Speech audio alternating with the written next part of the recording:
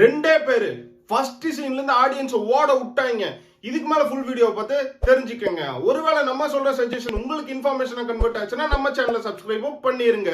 So இன்னைக்கு அப்படி ஒரு தரமான சஸ்பென்ஸ் த்ரில்லர் படத்தை பத்தி பேச போறோம். இந்த படத்தோட பேரு not safe for work. In case இந்த படத்தை நீங்க பார்த்திருந்தீங்கன்னா உங்க ஃப்ரெண்ட்ஸுக்கு ஷேர் பண்ணுங்க. பார்க்க வேண்டிய படங்களை தான் நம்ம ரிவ்யூ பண்றோம். பார்க்காதவங்க பாத்துருங்க. சோ இந்த படத்தோட ஒன்லைன் ஸ்டோரி என்ன, ஆடியன்ஸா ஃபர்ஸ்ட் சீன்ல இருந்து கதைக்குள்ள டிராவல் பண்ண வச்சிருவாங்க. பிகாஸ் கதாநாயகன் ஒரு லா ஆபீஸ்ல அசிஸ்டண்டா வேலை செஞ்சுட்டு இருக்காரு. சோ அப்போ அந்த லா ஆபீஸ்க்கு முக்கியமான 2 கேஸ் வருது. அதாவது அந்த ஊர்ல நடந்த மிகப்பெரிய கிரைம் கேஸ் அந்த லா ஆபீஸ் போற கதாநாயகன் அந்த நாள் நைட்டே வேலையை விட்டு தூக்குறாங்க. அவரோட வேலை சரியில்லைன்னு சொல்லி சோ இவரும் வேலையை விட்டு போறதுக்காக தன்னோட திங்ஸ் எல்லாம் எடுத்துட்டு லாபிக்கு வராரு. வந்த இடத்துல சம்பந்தமே இல்லாத 2 பேர் சூட் கேஸ் மாத்துறாங்க. கதாநாயகனுக்கு என்ன ஒரு சந்தேகம்னா, லா ஆபீஸ்க்குள்ள புகுந்து லாபியில வச்சு ஒருத்தர் ஸ்மக்லிங் பண்ற அளவுக்கு தைரியம் வந்துருச்சுன்னு சொல்லி அந்த பொட்டி மாத்திரம் பின்னாடியே ஃபாலோ பண்ணிட்டே போறான். பொட்டி மாத்திரம் கண்ணில் பட்டவங்க துப்பாக்கியில சுட்டு கொண்டுட்டே போயிருக்கான். சோ அதுக்கப்புறம் இந்த படத்தோட ஸ்டோரியை நான் ரிவீல் பண்ண விரும்பல. செம்ம இன்ட்ரெஸ்டிங்கா இருக்கும். இந்த படத்தோட சோர்ஸ் எங்க இருக்குன்னு பாத்தீங்கன்னா அமேசான் பிரைம்ல.